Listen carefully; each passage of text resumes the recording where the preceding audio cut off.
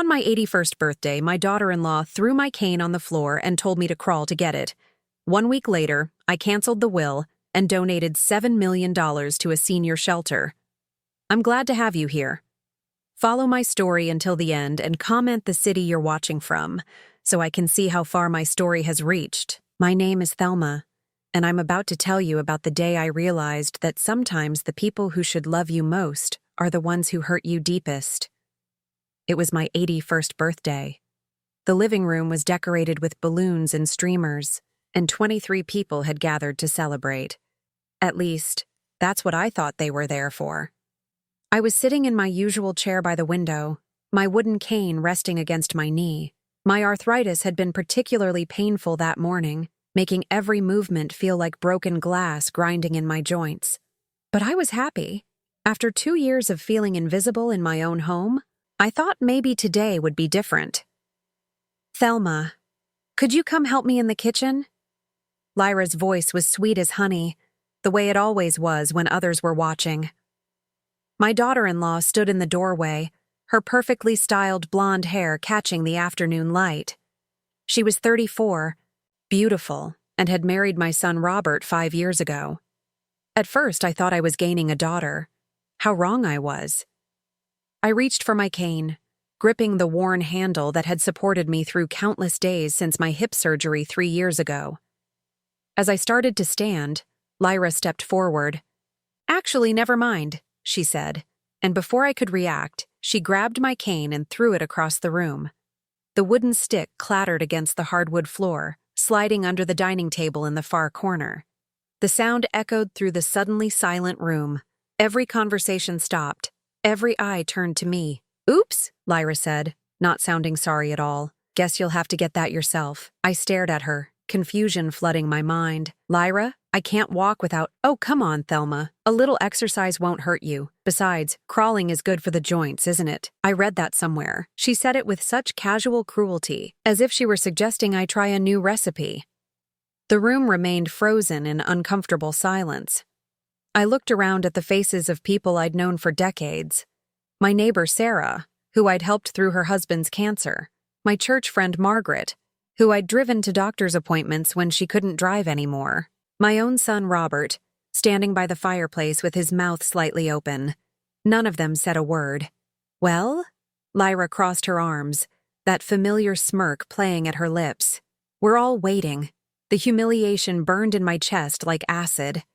I was 81 years old, reduced to crawling on my hands and knees in front of people I'd once held dinner parties for. But what choice did I have? I needed that cane. Without it, I was trapped. Slowly, painfully, I lowered myself to the floor. My knees hit the hardwood with a sharp crack that sent shooting pain up my spine. The room was so quiet I could hear the grandfather clock ticking in the hallway, each second marking my degradation. I began to crawl. Each movement was agony. My arthritic hands pressed against the cold floor, my knees dragging across the wood that Robert and I had installed together 40 years ago when this was our house, our home. The dining table seemed miles away, though it was probably only 15 feet. "Look at that," Lyra's voice drifted down to me. "She's actually doing it. I told you she was more capable than she pretends to be, as if my pain was an act, as if the mornings I could barely get out of bed were just for attention. When I finally reached my cane, my hands were shaking so badly I could barely grasp it. I used the table leg to pull myself up, my entire body trembling with exhaustion and humiliation. The walk back to my chair felt like a death march. As I sat down, trying to catch my breath, I heard Lyra address the room. "Sorry about that, everyone. As you can see, we're dealing with some challenging behaviors. The doctor says it's quite common at her age." Challenging behaviors. Doctor. I had never been to any doctor who said such things, but Lyra spoke with such authority, such confidence, that I saw several people nodding sympathetically. "It must be so hard for you, dear," Margaret said to Lyra, actually reaching out to pat her arm in comfort. "Oh, it is," Lyra sighed dramatically. "But Robert and I are committed to taking care of her, even when she has these little episodes." Episodes. I wanted to scream that this wasn't an episode, that she had deliberately humiliated me, but I knew no one would believe me. Lyra had been building this narrative for months, painting me as a confused old woman whose mind was slipping. The party continued around me as if nothing had happened. People ate cake, made small talk, and occasionally glanced my way with what I now recognized as pity. Not the fond pity you feel for a beloved elder, but the uncomfortable pity reserved for burdens. That night, after everyone had gone home, I lay in my bed staring at the ceiling. Robert had helped me upstairs without mentioning what had happened. He'd kissed my forehead and told me to get some rest, as if this was just another ordinary evening. But it wasn't ordinary. It was the night I realized I had become a prisoner in my own home, and my jailer wore the face of family. What I didn't know then was that this humiliation, as painful as it was, would become the moment that saved my life. Looking back, I can see that my humiliation didn't start with the cane. It began 3 years earlier, just 6 months after my husband Harold died. Harold and I had been married for 58 years. He was my anchor, my voice when I couldn't find my own, my strength when arthritis made simple tasks feel impossible. When he passed from a sudden heart attack, I felt like half of myself had been buried with him. Robert was wonderful those first few weeks. He came by every day, brought groceries, helped with bills. I was grateful to have such a caring son. But then Lyra started joining him. "Mom, you shouldn't be living alone," she said one evening, settling into Harold's old recliner as if she belonged there. "This house is too big for you. Too many stairs. Too many memories. Too many memories." As if my life with Harold was something to be swept away like dust. "I'm managing fine," I told them, though truthfully, the silence in the house was deafening. "Are you, though?" Lyra's voice carried that tone I would later learn to dread, sweet concern hiding sharp judgment. "Robert found expired milk in your refrigerator yesterday. And those bills on the counter? Some of them are past due." I felt heat rise in my cheeks. Yes, I'd forgotten about a few bills. Harold had always handled the finances, and adjusting to managing everything alone was overwhelming. But forgetting to pay the electric bill once didn't mean I was losing my mind. "Maybe we should consider other options," Robert said gently. "There are some nice retirement communities." No, the word came out sharper than I intended. "This is my home. Harold and I built our life here. I'm not leaving." Lyra and Robert exchanged a look that made my stomach tighten. It was the kind of look adults share when dealing with a stubborn child. "Of course you want to stay," Lyra said. "We understand that, don't we, Robert?" Robert nodded, but he looked uncertain. "That's why we've been thinking," she continued. "What if we moved in with you, just temporarily, until you're feeling more settled?" The suggestion felt like ice water in my veins. Move in? This house had been my sanctuary with Harold, our private world. The idea of sharing it felt like a violation. "I don't think that's necessary." "Mom," Robert interrupted, his voice taking on that patient tone people use with confused elderly people. "Lyra has some great ideas about how to make things easier for you. She's worked in healthcare, remember?" Lyra had been a receptionist at a dental office for 6 months, hardly what I'd call healthcare experience. But I didn't say that. Instead, I found myself agreeing to a trial period. "Just a few weeks," they said. "Just until I felt stronger." They moved in the following Saturday. The changes started immediately. Lyra rearranged the kitchen for efficiency, moving everything I needed to high shelves I couldn't reach. She replaced my old tea bags with organic ones that tasted like grass. She threw away Harold's coffee mug because it was unsanitary to keep dishes from deceased people. "Don't you think it's healthier to let go of the past?" she asked when she found me crying over the garbage can. "Holding on to these things isn't helping you heal." Robert supported every change. When I complained about not being able to reach my dishes, he nodded sympathetically and suggested I ask for help instead of struggling alone. When I said I missed my old tea, he reminded me that Lyra was just trying to improve my health. Slowly, my own home became foreign to me. The worst part was how gradual it all was. Lyra never made grand dramatic gestures. She moved like water, finding every crack in my life and slowly filling the spaces until I forgot what it felt like to breathe freely. First, it was suggesting I didn't need to drive anymore after I backed into our mailbox, something that could happen to anyone. But Lyra convinced Robert it was a sign of declining reflexes. Then it was discouraging my friends from visiting because I seemed overwhelmed by social interaction. Soon, my weekly bridge game became too stimulating. My volunteer work at the library was too strenuous, and my afternoon walks were dangerous for someone with balance issues. Each restriction came wrapped in concern. Each limitation was presented as protection. "We just want you to be safe, Mom," Robert would say, and I could see he genuinely believed it. By the end of the first year, I rarely left the house. My friends stopped calling because Lyra always answered and explained that I was resting. My doctor's visits became supervised events where Lyra spoke for me, describing symptoms I didn't have and concerns I'd never expressed. "She's been having some confusion lately," she'd tell Dr. Peterson while I sat there in silent shock. "Forgetting to take her medications, getting lost in conversations. We're worried about early dementia." I wanted to scream that I wasn't confused, that my mind was perfectly clear, but what could I say? That my daughter-in-law was lying? That would only confirm their fears about my mental state. The medication started shortly after that visit. Little white pills for anxiety that made me drowsy.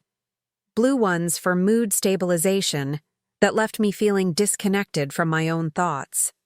When I tried to refuse them, Lyra would get that concerned look. "Thelma, this is exactly the kind of resistance Dr. Peterson warned us about. The medication is helping you feel calmer. Don't you want to feel better?" But I didn't feel better. I felt like I was disappearing, one small piece at a time. The house that had once been filled with Harold's laughter and my own voice became a tomb of whispered conversations and careful management. Robert and Lyra spoke about me in the third person even when I was in the room, discussing my care like I was a pet that needed feeding and walking. I began to wonder if they were right. Maybe I was losing my mind. Maybe the woman who had once organized charity drives and taught Sunday school really was just a confused old lady who needed constant supervision. But deep down, in a place the medications couldn't reach, I knew the truth. I wasn't disappearing because I was sick. I was disappearing because someone was systematically erasing me. What I didn't realize was that the worst was yet to come.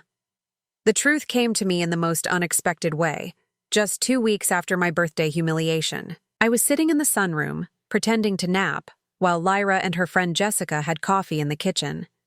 The medications made me genuinely drowsy most afternoons, but that day I'd only pretended to take the blue pill, hiding it under my tongue until I could spit it out later. My mind felt clearer than it had in months, sharp in a way that almost hurt after so much fog. I could hear their voices carrying through the thin walls of our old house, and something in Lyra's tone made me strain to listen. "I swear, Jess, sometimes I think she does it on purpose," Lyra was saying. "The whole confused act, like when she forgot where we put her checkbook last week." "Really?" Jessica's voice sounded skeptical. "She seems pretty out of it to me." Lyra laughed, and the sound made my blood run cold. "Oh, she's definitely declining. Don't get me wrong, but I think she plays it up when it's convenient, like when we ask her to sign papers or make decisions about the house." "Papers? What papers?" I felt my heart start to race. Speaking of which," Jessica said, "how's the whole inheritance situation going? I know you were worried about that." "Better than expected, actually. Robert handles all her finances now, so we're getting a complete picture of what we're working with. Let's just say Harold was better at saving money than either of us realized." My hands gripped the arms of my chair. Harold's money. Our money. The savings account we'd built together over 58 years of marriage. The life insurance policy he'd taken out to make sure I'd be comfortable after he was gone. "How much are we talking about?" Jessica asked. $7.2 million. The number hit me like a physical blow. I knew we had savings, but I'd never realized exactly how much. Harold had always told me not to worry about money, that he'd taken care of everything. Now I understood why Lyra's concern for my welfare had been so persistent. "Jesus," Jessica whispered.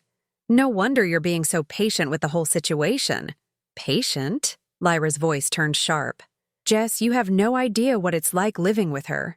The constant neediness, the way she looks at me like I'm the villain when I'm trying to help her. Yesterday, she actually accused me of hiding her reading glasses when they were literally on top of her head. They had been on top of my head. I remembered that incident clearly. But what Lyra didn't mention was that I'd spent 20 minutes looking for them because she'd moved them there while I was sleeping, then acted like I was losing my mind when I couldn't find them. At least, you know it won't be forever, Jessica said gently. God, I hope not. Some days I think about just putting her in a home and being done with it. There are some decent places that would take good care of her for probably $200,000 a year. She'd get professional care, and Robert and I could actually start our own lives. Professional care. For $200,000 a year, out of my $7 million. Why don't you? Jessica asked. Robert's not ready yet. He still has this fantasy that his mom is just going through a rough patch and will bounce back to her old self. He doesn't see what I see every day, the real decline. But he's starting to come around, especially after incidents like the birthday thing. The Kane incident hadn't been spontaneous cruelty. It had been calculated, performed, designed to show everyone, including Robert, just how far I'd supposedly deteriorated. That was pretty bad, Jessica agreed. When you texted me about it, I couldn't believe she actually crawled across the floor.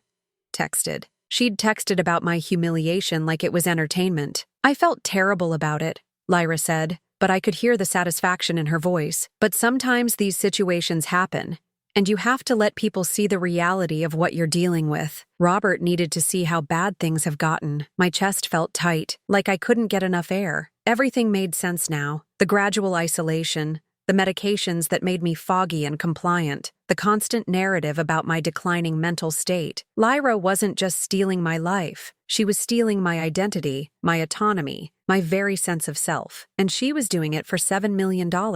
Have you thought about what you'll do with the money? Jessica asked. I mean, after she dies? Lyra said it so casually, like she was discussing what to have for dinner. Robert and I have talked about it. He wants to pay off the house first, maybe buy something bigger. I'm thinking more long-term, investments, maybe a vacation rental property. We're both still young enough to really enjoy it. Young enough to enjoy the money Harold and I had spent our entire marriage accumulating. The money he'd saved by working double shifts at the factory, by driving old cars and taking modest vacations, by carefully budgeting every penny so his wife would be secure after he was gone. You're so lucky, Jessica sighed. Tom and I will be working until we're 80 just to afford retirement. Trust me, I'm earning every penny. Living with her is like being a full-time caregiver and prison guard rolled into one. Yesterday, she asked me 3 times what day it was. 3 times. Sometimes I wonder if she's just messing with me, but I hadn't asked what day it was. I'd asked what we were having for dinner, because Lyra had stopped telling me about meals until the last minute, leaving me hungry and confused about the household schedule. She'd twisted that into evidence of memory loss. Well, at least you know Robert appreciates everything you're doing, Jessica said. Does he, though? Sometimes I think he takes it for granted. Like this is just what wives do. Sacrifice their careers and social lives to take care of difficult in-laws. But I didn't sign up to be a nursemaid when I married him. No, I thought bitterly. You signed up to be a widow's inheritor.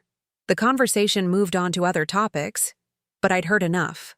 I sat in that sunroom until long after Jessica left, my mind reeling with the implications of what I'd discovered. Lyra wasn't my daughter-in-law trying to help a confused old woman. She was a predator who'd identified a vulnerable target and systematically set about claiming her prize. The medications, the isolation, the constant narrative about my declining mental state, it was all part of a carefully orchestrated plan to make me disappear while keeping my money very much present. But there was something Lyra didn't know, something I'd never told Robert or anyone else since Harold died. Harold had insisted I stay involved in our financial planning. Every account, every investment, every policy, my name was on all of it. And more importantly, Harold had made sure I knew exactly how to access everything without needing anyone's permission. For the first time in 3 years, I felt something I'd almost forgotten. Power. That night, I lay in bed and began to plan.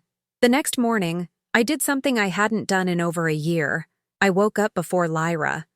For months, she'd been bringing me breakfast in bed along with my morning medications, a routine that kept me drowsy and dependent until nearly noon. But that day, I set my old alarm clock for 6:30 and crept downstairs while the house was still quiet. In Harold's study, I found what I was looking for.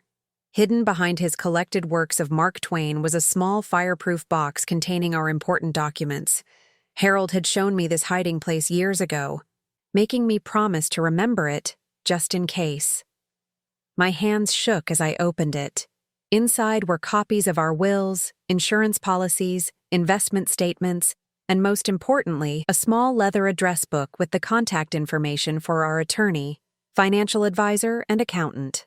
Thomas Brennan had been our lawyer for 30 years. He'd handled our house purchase, drawn up our wills, and helped Harold set up the investment accounts that had grown into our substantial savings. If anyone would help me understand my situation, it was Tom. I memorized his phone number, then carefully put everything back exactly as I'd found it. When Lyra came downstairs at 7:15, I was sitting at the kitchen table in my robe, looking appropriately confused about how to work the coffee maker. "Oh, sweetie, you shouldn't be trying to do this yourself," she said, rushing over with that familiar tone of patronizing concern. "You know caffeine interferes with your medications." She handed me my usual morning pills, 3 of them now, instead of the original 2. I palmed them expertly while pretending to swallow, a skill I'd been perfecting for weeks. "How are you feeling today?" she asked, studying my face. "You seem a little agitated." "I'm fine," I said, making my voice sound uncertain. "Just, what day is it again?" The satisfaction that flickered across her face made my stomach turn. "It's Thursday, Thelma. We talked about this yesterday, remember?" I hadn't asked about the day yesterday, but I nodded vaguely and let her guide me to my chair with the gentle firmness she used whenever Robert was around. The real challenge would be making the phone call. Lyra monitored my activities closely, always finding reasons to check on me every few minutes. But I remembered something Harold used to say. The best time to do something important is when everyone thinks you're doing something unimportant. After lunch, I announced that I needed a nap. This was expected. The medications were supposed to make me drowsy in the afternoons. Lyra helped me upstairs, tucked me into bed with patronizing gentleness, and told me to call if I needed anything. 20 minutes later, I heard her start the vacuum cleaner in the living room. The sound would mask my voice perfectly. I used the old rotary phone in the master bedroom, dialing Tom Brennan's number with fingers that trembled from more than arthritis. When his secretary answered, I almost hung up. What if this was a mistake? What if I really was as confused as everyone seemed to think? Brennan Law Office. This is Marie speaking.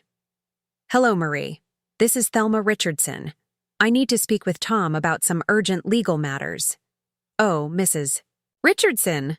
How lovely to hear from you. I was so sorry about Harold's passing. Tom's in court this afternoon, but I can schedule you for tomorrow morning if it's urgent.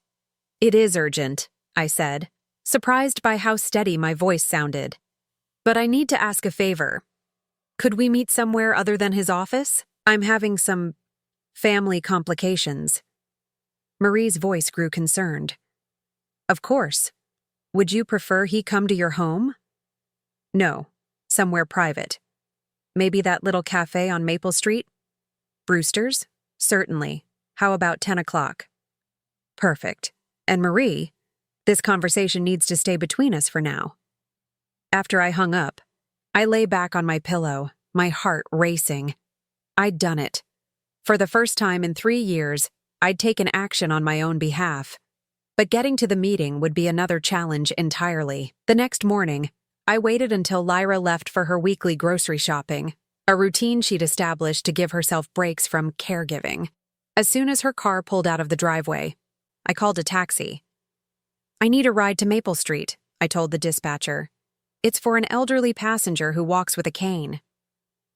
20 minutes later, I was sitting across from Tom Brennan in a quiet corner booth at Brewster's Cafe. He looked older than I remembered, his hair completely gray now, but his eyes were as sharp as ever. Thelma, it's good to see you, he said, though I could tell he was concerned by my appearance.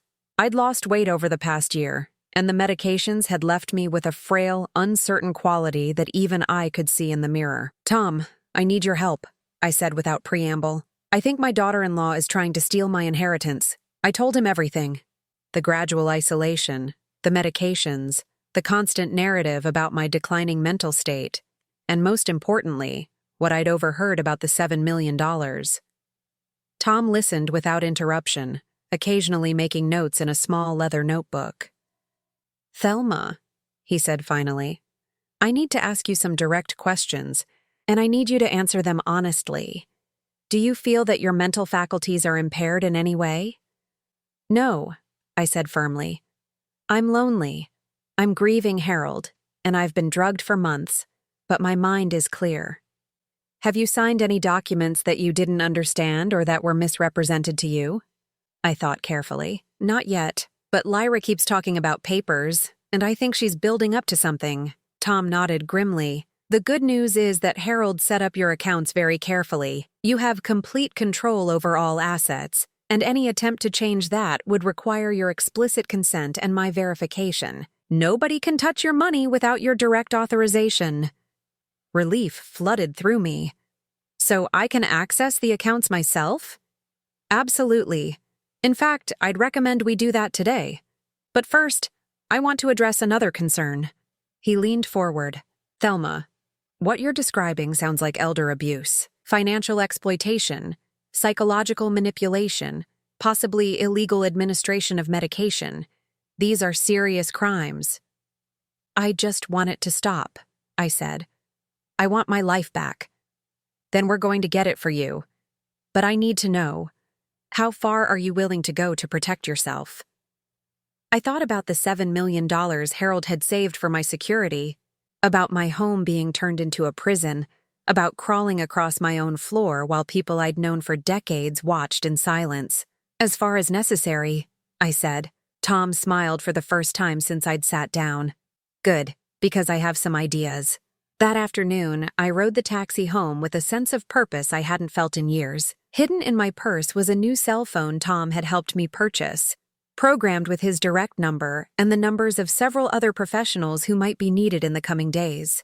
More importantly, I had a plan. When Lyra returned from her errands, she found me exactly where she'd left me, sitting in my usual chair, looking appropriately drowsy and confused.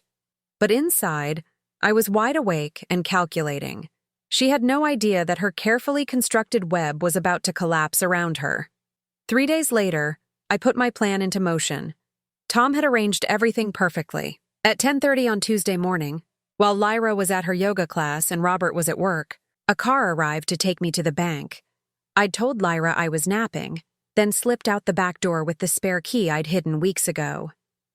At First National Bank, I met with Margaret Walsh, the senior account manager who had handled Harold's and my finances for 15 years. The confusion on her face when she saw me was immediate. "Mrs. Richardson, we weren't expecting you today. Didn't Mrs. Lyra Richardson call yesterday about accessing your accounts?" My blood went cold. "What exactly did she say?" Margaret consulted her computer screen. "She said you'd been having some cognitive issues and that she needed to discuss your financial care with us. She mentioned something about power of attorney documents." Power of attorney, the final piece of Lyra's puzzle. If she could convince everyone I was incompetent, she could gain legal control over my money while I was still alive. "Margaret," I said carefully, "I need you to understand something very clearly. I have never given anyone power of attorney over my accounts. My mind is completely sound, and any attempt to access my money without my direct presence and authorization is fraud." Margaret's eyes widened. "Mrs. Richardson, are you saying—" "I'm saying my daughter-in-law has been systematically isolating me and drugging me in an attempt to steal my inheritance. And today, I'm going to make sure she can't." What happened next took exactly 47 minutes. With Tom's guidance and Margaret's assistance, I transferred every penny of my savings, all $7.2 million, into a new account at a different bank. Then I did something that would have seemed impossible to me just weeks earlier. I donated it all. The Sunset Manor Senior Care Facility had been struggling for years. I'd learned about their situation during my secret research. discovering that they provided dignified, compassionate care for elderly residents, but were constantly short of funds. Many of their residents were abandoned by their families, forgotten by the world, surviving on minimal Social Security payments. People just like I had almost become. "Mrs. Richardson, this is an extraordinary gift," said Dr. Elizabeth Chen, the facility's director, when I called her that afternoon.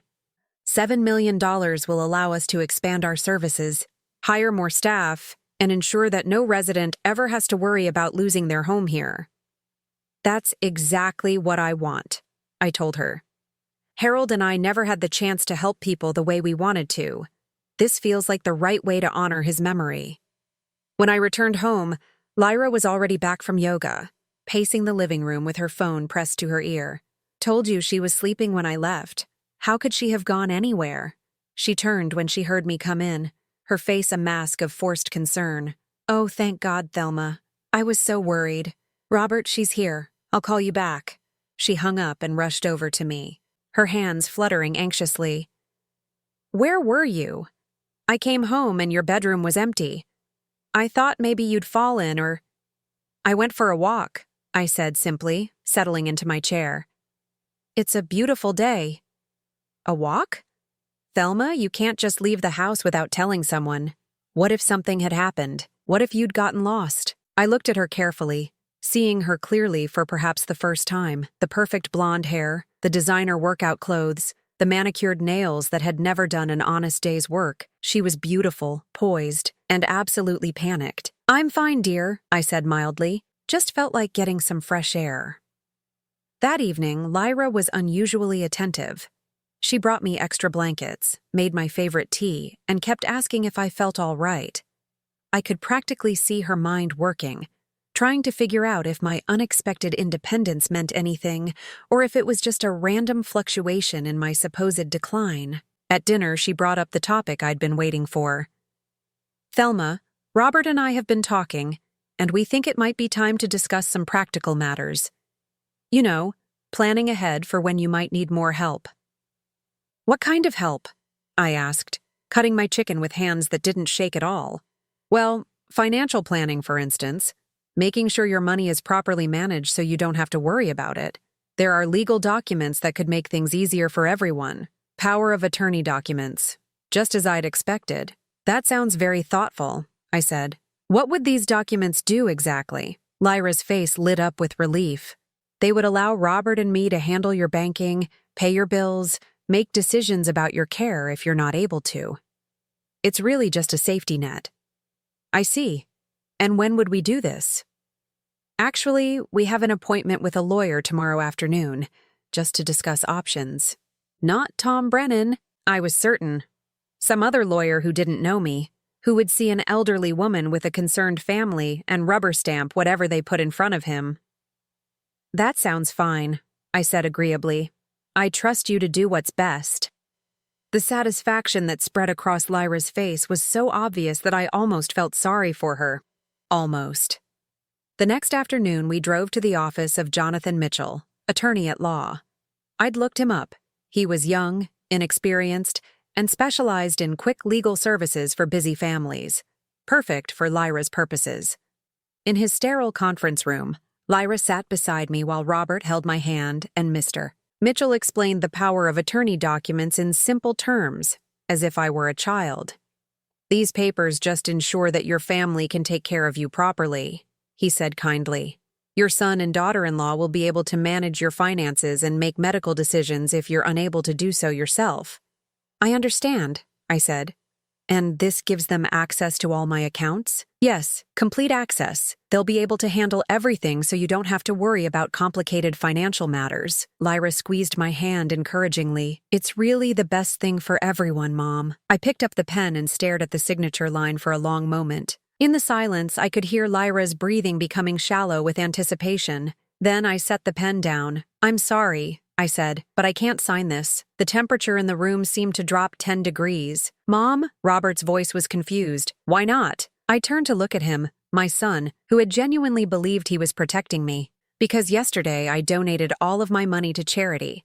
There's nothing left for anyone to manage." The silence that followed was deafening. Lyra's face went through several expressions: confusion, disbelief, and then pure rage.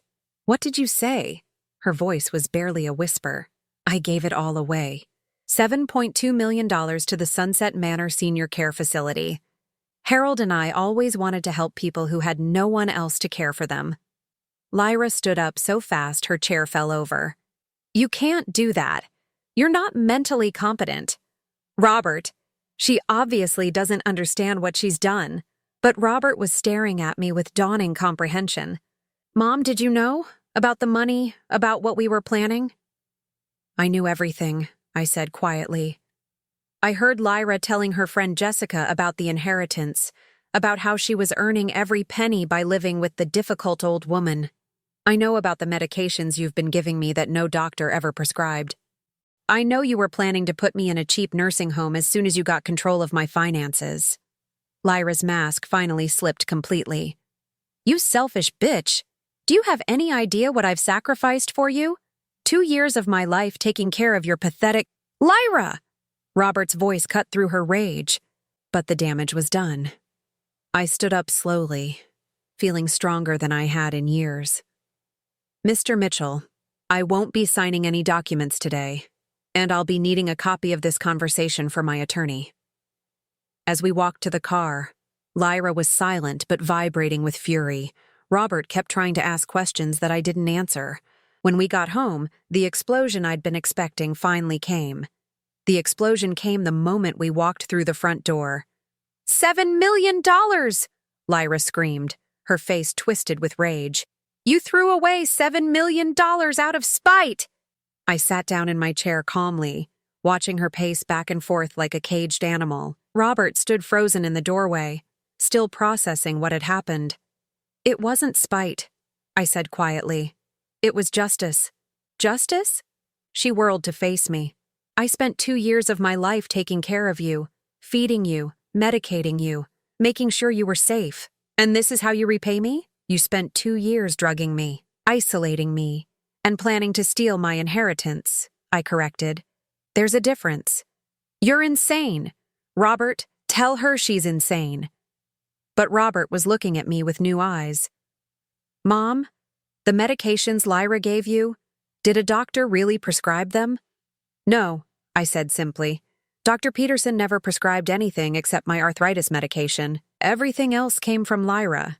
The color drained from Robert's face. "Lyra? What is she talking about?" "She's confused. She doesn't remember her doctor visits."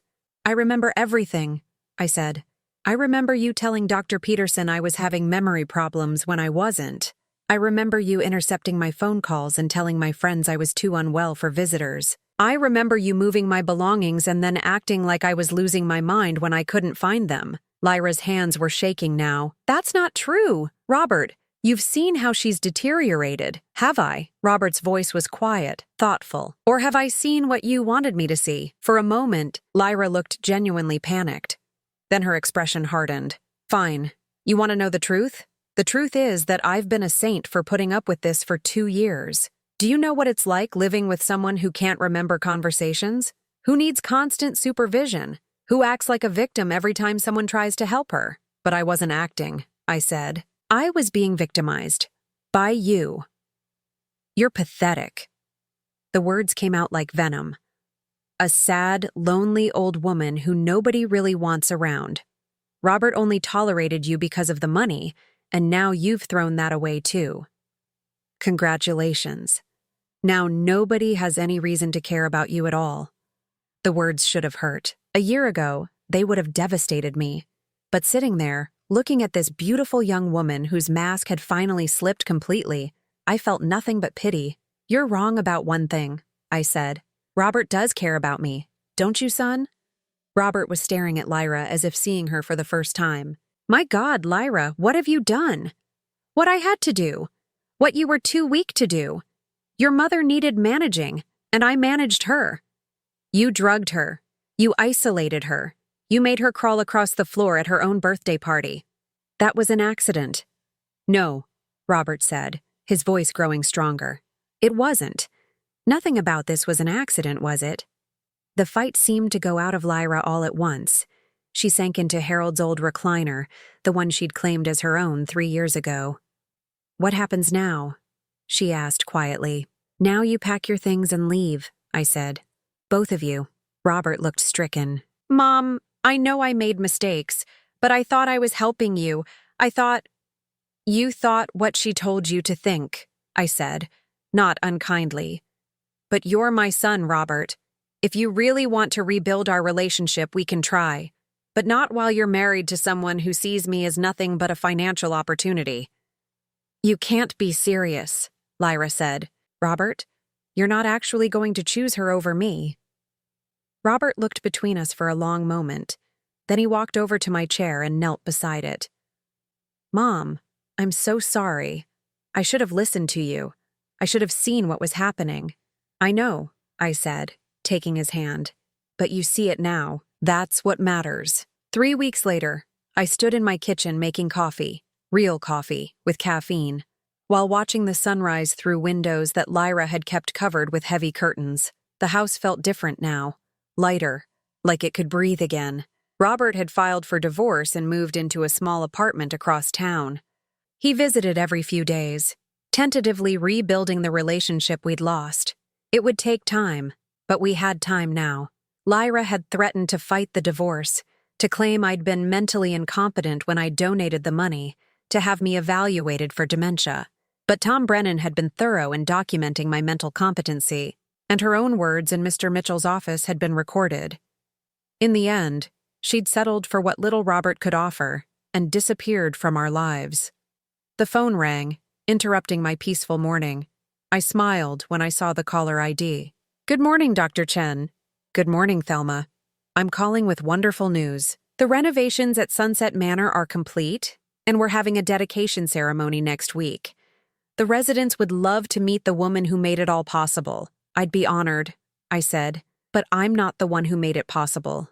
Harold did, by working so hard all those years to save that money. I just made sure it went where it belonged." After I hung up, I walked to the sunroom where Harold's ashes sat in their simple wooden urn on the windowsill. The morning light caught the brass nameplate, making it gleam. "We did good, didn't we?" I said aloud. "Your money is helping people who need it, just like you would have wanted." I could almost hear his voice in the gentle morning breeze. "I'm proud of you, Thelma. You found your strength when you needed it most." That afternoon, I drove myself to Sunset Manor for the first time. My arthritis still bothered me, and I still needed my cane. But I'd stopped taking any medications except what Dr. Peterson actually prescribed. My mind was clear, my hands were steady, and for the first time in 3 years, I felt truly alive. At the facility, I met residents whose stories echoed my own. People who had been forgotten, dismissed, or abandoned by families who should have cherished them. But here, they were treated with dignity and respect. They had activities, friends, purpose. "Mrs. Richardson," said Eleanor, a 92-year-old former teacher, "we can't thank you enough.